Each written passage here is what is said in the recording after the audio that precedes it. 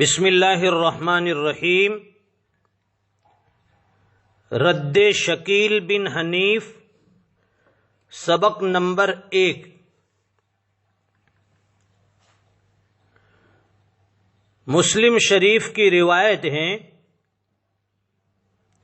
حضرت فاطمہ بنت قیس رضی اللہ تعالی عنہا کہتی ہیں کہ ایک دن میں نے نبی کریم صلی اللہ علیہ وسلم کے مؤذن کی یہ آواز الصلاۃ جامعۃ، نماز جمع کرنے والی ہے، یہ سن کر مسجد پہنچی اور پھر میں نے نبی کریم صلی اللہ علیہ وسلم کے ساتھ نماز پڑھی۔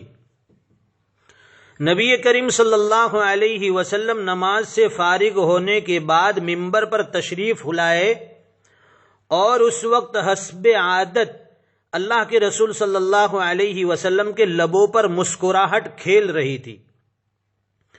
رسول اللہ صلی اللہ علیہ وسلم نے ارشاد فرمایا کہ جس شخص نے جہاں نماز پڑھی ہے وہیں بیٹھا رہے، یعنی کوئی شخص مسجد سے نکل کر ابھی جائے نہیں، سب لوگ اپنی اپنی جگہ بیٹھے رہے۔ پھر فرمایا کہ کیا تم لوگ جانتے ہو میں نے تمہیں کیوں جمع کیا ہے؟ صحابہ اکرام نے عرض کیا کہ اللہ اور اس کا رسول ہی بہتر جانتے ہیں۔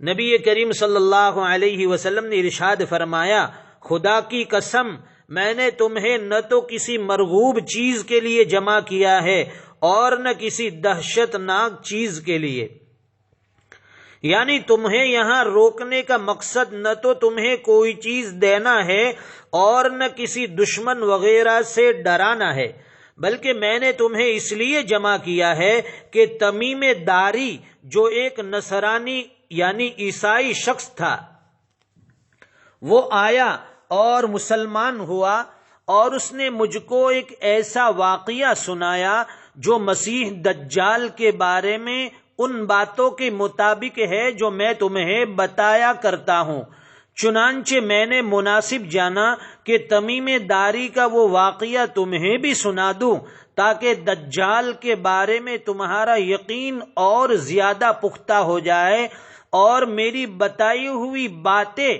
مشاہدے کے قرین ہو جائے۔ اللہ کے رسول صلی اللہ علیہ وسلم نے فرمایا کہ سنو، مجھ سے تمیم داری نے بیان کیا کہ وہ ایک دن قبیلہ جذام کے 30 آدمیوں کے ساتھ ایک بحری کشتی میں سوار ہو کر روانہ ہوا تو پانی کی موج 1 مہینے تک کشتی کے سواروں سے کھیلتی رہی، یعنی کشتی سمندر کی ایک ایسی موج میں گر گئی جو مسلسل 1 مہینے تک اس کو ادھر سے ادھر لیے پھری اور اس نے سواروں کو منزل مقصود تک نہ پہنچنے دیا، یہاں تک کہ اس موج نے کشتی کو ایک دن غروب آفتاب کے وقت ایک ایسے جزیرے کے قریب پہنچا دیا اور سارے سوار ان چھوٹی کشتیوں میں کہ جو بڑی کشتی کے ساتھ تھی بیٹھ کر اس جزیرے میں پہنچ گئے۔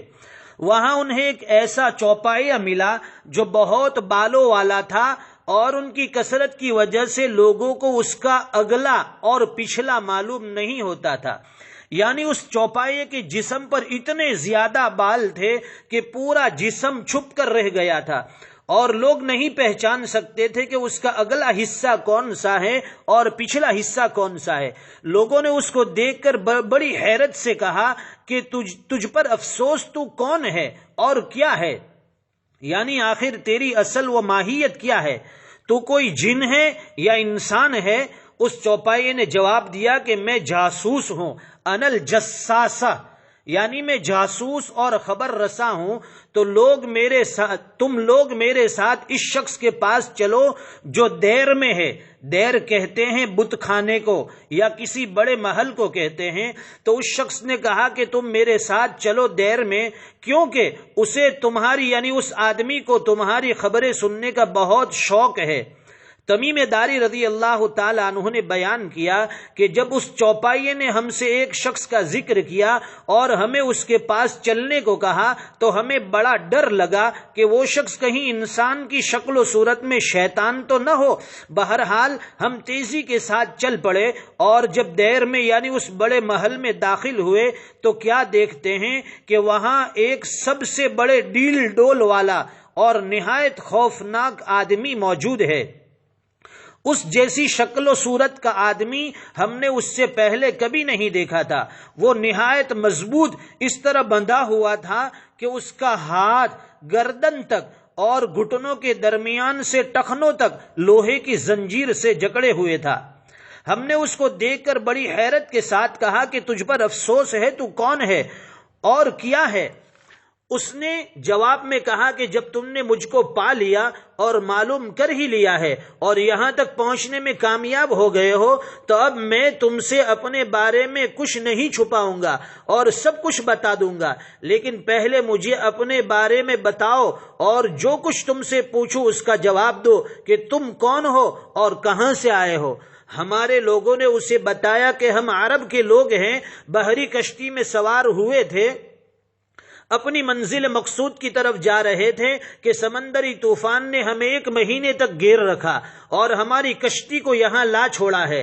ہم اس جزیرے پر اتر گئے ہیں۔ یہاں ہمیں ایک بالوں والا چوپائیا ملا اور اس نے کہا کہ میں جاسوس ہوں، تم لوگ اس شخص کے پاس جاؤ جو دیر میں یعنی بڑے محل میں موجود ہے۔ چنانچہ ہم بڑی تیزی کے ساتھ تیرے پاس چلے آئے۔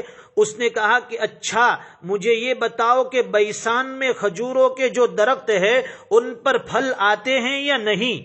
اس نے کہا کہ جان لو۔ ہم نے کہا کہ ہاں پھل آتے ہیں۔ پھر اس نے کہا کہ جان لو جلد ہی وہ زمانہ آنے والا ہے جب بیسان کے کھجور کے درختوں پر پھل نہیں آئیں گے۔ گویا اس نے اس طرف اشارہ کیا کہ قیامت جلد ہی آنے والی ہے۔ اس نے کہا کہ اب مجھے بحیرہ تبریہ کے بارے میں بتاؤ کہ آیا اس میں پانی ہے یا نہیں؟ ہم نے کہا کہ اس میں تو بہت پانی ہے۔ اس نے کہا یقیناً ان قریب اس کا پانی ختم ہو جائے گا۔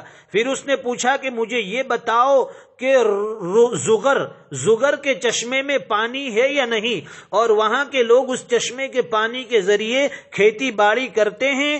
ہم نے کہا کہ ہاں اس چشمے میں بہت پانی ہے اور وہاں کے لوگ اسی پانی سے کھیتی باڑی کرتے ہیں۔ اس کے بعد اس نے کہا کہ اب مجھے امیوں یعنی اہل عرب کے نبی کے بارے میں بتاؤ، اس نے کیا کیا؟ ہم نے کہا کہ انہوں نے مکہ چھوڑ دیا اور اب یثرب یعنی مدینہ کو ہجرت کر گئے ہیں۔ اس نے پوچھا کہ کیا عرب کے لوگ ان سے لڑے ہیں؟ ہم نے کہا کہ ہاں۔ پھر اس نے پوچھا کہ انہوں نے اہل عرب سے کیا معاملہ کیا؟ ہم نے اس کو بتایا کہ وہ نبی ان عربوں پر غالب آ گئے ہیں جو ان کے قریب ہیں اور انہوں نے ان کی اطاعت اختیار کر لی ہے۔ اس نے کہا کہ تمہیں معلوم ہونا چاہیے کہ ان لوگوں کا ان کی اطاعت کرنا ہی ان کے لیے بہتر ہے۔ اور اب میں تمہیں اپنے بارے میں بتاتا ہوں، میں در حقیقت مسیح یعنی دجال ہوں اور وہ زمانہ جلد ہی آنے والا ہے جب مجھ کو نکلنے کی اجازت مل جائے گی۔ اس وقت میں نکلوں گا اور 40 دنوں تک زمین پر پھروں گا، یہاں تک کہ کوئی آبادی ایسی نہیں چھوڑوں گا جس میں داخل نہیں ہوں گا سوائے مکہ اور طیبہ یعنی مدینہ کے۔ یہ دونوں شہر مجھ پر حرام قرار دیے گئے ہیں، یعنی ان دونوں شہروں میں میرا داخلہ ممنوع ہوگا، اور اس ممانعت کی صورت یہ ہوگی کہ جب میں ان دونوں شہروں میں سے کسی شہر میں داخل ہونا چاہوں گا تو میرے سامنے ایک فرشتہ آ جائے گا جس کے ہاتھ میں ننگی تلوار ہوگی۔ وہ فرشتہ مجھ کو اس شہر میں داخل ہونے سے روک دے گا۔ حقیقت یہ ہے کہ ان میں سے ہر ایک شہر کے تمام راستوں پر فرشتے مامور ہیں جو اس شہر کی نگہبانی کرتے ہیں۔ راوی کہتے ہیں کہ رسول اللہ صلی اللہ علیہ وسلم نے تمیم داری رضی اللہ تعالی عنہ کا یہ پورا واقعہ بیان کرنے کے بعد صحابہ کرام پر اپنی یہ خوشی ظاہر کرنے کے لیے کہ دیکھو دجال کے بارے میں تمہیں جو کچھ بتایا کرتا تھا اس کی پوری تصدیق و تائید اس واقعے سے ہوتی ہے۔ پھر نبی کریم صلی اللہ علیہ وسلم نے تمام شہروں پر مدینہ کی فضیلت و بڑائی کو ظاہر کرنے کے لیے جوش میں اپنا عصا مبارک منبر پر مار کر 3 مرتبہ یہ فرمایا، یہ ہے طیبہ یعنی مدینہ۔ پھر فرمایا یاد رکھو کیا میں تمہیں یہی بات نہیں بتایا کرتا تھا جو دجال کے بارے میں اس واقعے سے ظاہر ہوتی ہے؟ صحابہ اکرام نے عرض کیا کہ ہاں آپ ہمیں اسی طرح کی باتیں بتایا کرتے تھے۔ اس کے بعد نبی کریم صلی اللہ علیہ وسلم نے فرمایا جان لو دجال شام کے سمندر میں ہے یا یمن کے سمندر میں نہیں بلکہ وہ مشرق کی جانب سے نکلے گا۔ یہ فرما کر نبی کریم صلی اللہ علیہ وسلم نے مشرق کی جانب اشارہ کیا۔ مسلم شریف جلد 2 صفحہ نمبر 404 پر یہ روایت موجود ہے۔ اس روایت سے شکیل بن حنیف کے سارے جھوٹے دعوے ختم ہو گئے۔ اس کا دعویٰ ہے کہ دجال کوئی انسان نہیں بلکہ ایک نظریہ ہے یا ملکی طاقت ہے، روایت سے اس کی تردید ہو گئی۔ روایت کے الفاظ ہے حتی دخلنا الدیر فاذا فیہ اعظم انسان ما رأیناہ قط خلقا واشد وثاقا۔ راوی کہتے ہیں کہ جب ہم اس بڑے محل میں داخل ہوئے تو کیا دیکھتے ہیں کہ وہاں ایک سب سے بڑے ڈیل ڈول والا اور نہایت خوفناک آدمی موجود ہے۔ ایسی شکل و صورت کا آدمی ہم نے اس سے پہلے کبھی نہیں دیکھا تھا۔ معلوم ہوا دجال کوئی نظریہ، کوئی ملکی طاقت نہیں بلکہ ہاتھ پیر والا ایک انسان ہے جس کو لوہے کی زنجیر سے جکڑا ہوا ہے اور قیامت سے پہلے وہ نکلے گا۔ اللہ پاک ایسے فریب دینے والے اور امت کو گمراہ کرنے والے، جھوٹے نبوت کا دعویٰ کرنے والے شکیل بن حنیف اور اس کی دقیانوسی اور اس کی دسیسہ کاریوں سے امت مسلمہ کے ایمان کی پوری حفاظت فرمائے، عقیدے کی درستگی عطا فرمائے، ہر فتنے سے اور خاص کر ایمان کے لٹیروں کے دام فریب سے اللہ تعالیٰ اس امت کی حفاظت فرمائے، آمین یا رب العالمین۔ فقط اللہ تعالیٰ بہتر جاننے والے ہیں۔ محمد آصف لاجپوری، خادم جامعیت الکوثر لاجپور۔